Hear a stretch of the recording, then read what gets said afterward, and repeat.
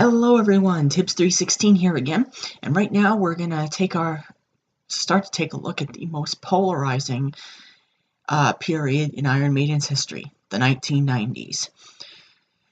The 90s. Okay, here's the thing. There are a lot of people out there that they don't even know that Maiden existed in the 90s because they released 4 albums, none of which really were incredibly well received, at least not by the mainstream metal critics, especially a couple of them. But they did have some really good stuff in the 90s. I won't spend as much time talking about these albums as the other ones because there really isn't as much to say, unfortunately. But the 90s is still a pretty good time period for them. Adrian had left. I discussed that at great length in the last video. And Yannick Gers had replaced him. So for the 90s, well, actually, I was about to say for the 90s, this would be the lineup, but Bruce would only stick around for another album after this. A lot of people to this day do not like Yannick because he replaced Adrian way back when. Even though Adrian's back with the band now and there's 3 guitarists, some people still don't like him. They'll be like, "Who? Who's that?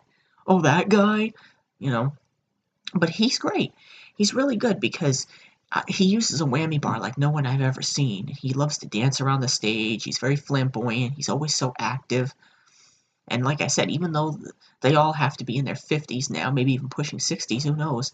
You know, I mean, I don't want to make him sound like old men, but he still to this day loves to, bounce around on stage, and he has like an extra long elastic guitar strap, and he loves to whip the guitar around his head, and he'll throw it out to the audience and pull it back. It's really cool. I wonder if any fans ever got the best souvenir of all time like that. Imagine that. I cut Steve's wristband. I cut Nico's drumstick. I cut Yannick's guitar. That'd be cool. So today we take a look at the beginning of the 90s and a great album, not to be underestimated, No Prayer for the Dying. This album does have some really good songs on it. And again, if you go into the 90s thinking that you're going to be disappointed, if you're looking for the grand concepts and the bombastic epicness of the 80s, you kind of will be disappointed. The 90s didn't really have anything close to that. But at the same time, they still had some really good stuff. Enough where I will indeed give each album its own video, because they deserve it. Although I have to admit, I cannot wait till I get to the rebirth of them in the 2000s. And I tried to come up with a different setup for these videos because the bounciness of this bed and the laptop, as you can see, but the bed's so big I kind of had to put the laptop on it, because if I put it on my chair, it'll kind of be too far away from me, and I want to be close to the camera. I like being close with you guys. And I thought of putting my chair over the edge of the bed, but then the bed frame would be in the way, and I would still be farther away from the camera, so I said to hell with it. You know, if there's a little bouncy bounce. But don't worry, when I do my Let's Plays, I won't sit on the bed, so that way this will stay still. So let us begin. First, we start with Tail Gunner. Now, Tail Gunner is an awesome opening track. It's basically what a tail gunner is during, I want to say during World War II. Maybe, yeah, it would have to have been World War II, because planes during World War I were still in their infancy. You had, kind of like Star Wars, for example, The Empire Strikes Back, Dak. He was a tail gunner. Basically, a tail gunner is someone who, was Luke the tail gunner? It might have been Luke. Either way, a tail gunner is the person in the plane who faces the other way and has the gun. So you got the pilot and the tail gunner at the back who shoots behind them. Or, yeah, I think it's just strictly for just shooting behind. Awesome song, like, again, some great whammy bar action. Yannick introduces himself quite well in this song, you know. Do do do do do do do do do do do do do do do do do, you know. And I love how the one guitar comes in, you know, and then the other one comes in, does the same, and then they all play harmony. It's awesome. And then Holy Smoke, which I actually have a shirt of. You might have seen it. I don't know. I can't remember if I've worn it in one of these yet. Holy Smoke, about a good old-fashioned Christian hypocrisy, and about, you know, the evils of the church and the greed of churchmen, priests, and all that. About how the devil will get them. You know, holy smoke, plenty bad preachers for the devil to stoke. Lead them in feet first. This is no joke. This is thirsty work. making holy smoke, yeah. I love how at the end he goes,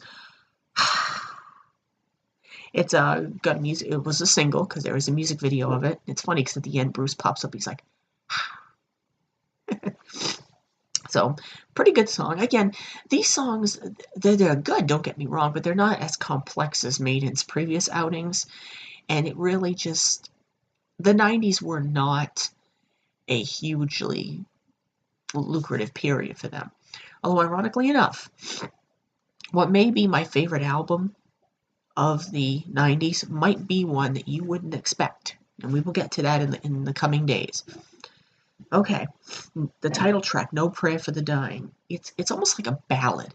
It starts off like a ballad, it's very pretty. Some Bruce's vocals are very nice. Then it kicks again, starts off soft, kicks into high gear, mellow outro as well. Great song. Again, I'm probably not going to go into too much detail. If I seem to gloss over a lot of the '90s stuff, I apologize. But some of these songs, there really just isn't a whole lot to talk about. I mean, lyrically, a lot of them are just fairly basic stuff, and musically, some of them don't. They're good, don't get me wrong. They're great to listen to, and I do love them, just like I love all of Maiden stuff. But for the purposes of discussion, there just really isn't as much to say as previous albums, and definitely since the turn of the century. I'll be talking at great length about those 5 albums, let me tell you. And like I said, after the main series, I do plan on doing a video where I talk about the live albums, compilations, and all that stuff. I don't have all the compilations, but I know of all of them. And maybe make one last video where I show off the entire collection that I have. And Public Enema #1, which is one of my favorite titles they've ever done. I think it's a song about war. Again, pretty basic stuff, but really good. Fate's Warning. Again, not much to say, just a really good song. Like I said, I wasn't gonna. I even said it in the beginning. I don't know if I'm gonna be talking about every song on every album. And there's one album in particular in the '90s that there really isn't a whole lot to say about some of those songs, and I'll have a lot to say about that album. Again, you know which one I'm talking about. The Assassin, a good little story about an assassin, really good. It seems like one of those songs, because at this point Bruce was actually planning to do some solo stuff, and he might have. So some of these songs scream Bruce solo work to me. Although don't get me wrong, all the band members are still at the top of their game. Musically, the album's great. They just don't have as much oomph, Run Silent, Run Deep, very, very underrated song. I love Bruce's vocals on this song, especially at the end. I've said it before and I'll say it again. Some of my favorite Maiden songs are when Bruce crescendos his vocals at the end really high. He's amazing. Bruce Dickinson is one of the greatest singers of all time. Hooks in You is an unofficial,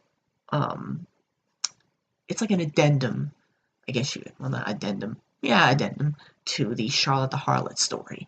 The Charlotte the Harlot story would be officially continued on the next album. Hooks and Use, I've read that it's like a side story type thing. Sorry if you hear commotion in the background. My folks my mom just got home from grocery shopping. Food in the house. Yeah. So, it doesn't mention Charlotte, I don't think, or maybe it does. Again, it doesn't really matter. Then Bring Your Daughter to the Slaughter. Now this song's interesting because this was also a single, I believe.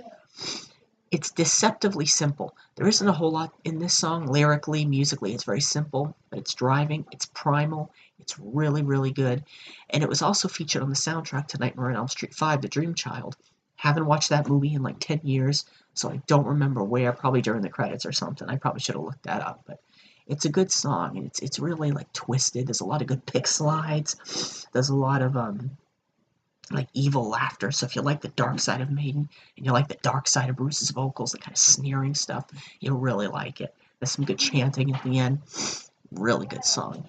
To some people, it's probably the highlight of this album. And then Mother Russia.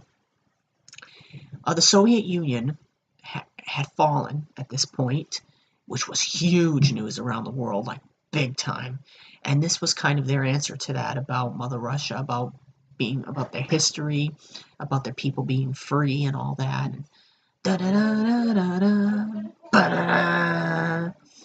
And it has one of my favorite bass lines, my favorite rhythms in it. Um, it lyrically, I think it really captures a good vibe about Russia, and it's an amazing song. It's not as epic as some of their previous albums' final songs, but it definitely it's in a good place on the album to round it out. So that's No Prayer for the Dying. Again, not a whole lot to say, and I apologize to anyone who really loves this album. I love it too. They're just, from my point of view, compared to what we've just looked at and what we're going to be looking at a few videos from now, there really isn't a whole lot to say. So if you have anything to contribute in the comments, please do. To some people, I'm sure this might be their favorite. I actually saw that, I forget who, but someone actually said this is one of the top 5 metal albums of the 90s. So again, it's good, but it's not up to par with Maiden's past and their future. So I'll say that.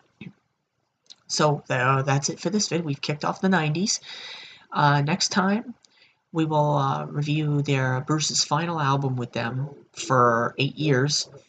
An album that, again, a lot of people probably don't remember the album, but they do remember the final track of it because they still play it today. Next time, it's Fear of the Dark. Up the irons!